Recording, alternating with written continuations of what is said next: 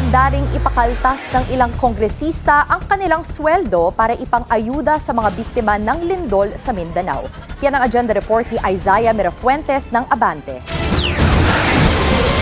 Hindi lang ang mga bahay at gusali ang bumagsak dahil sa lindol kahapon sa Mindanao.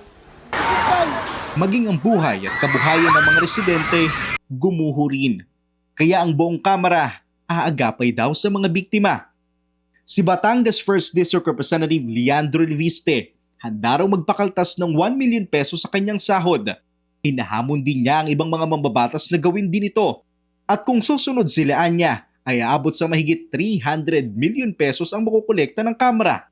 Si ACT Teachers Party List Representative Antonio Tinio handa raw sa kaltasan ng sahod. Of course, and in the past, ginagawa yan ng House, merong deduction sa members. So, we're always, of course, willing to do what we can.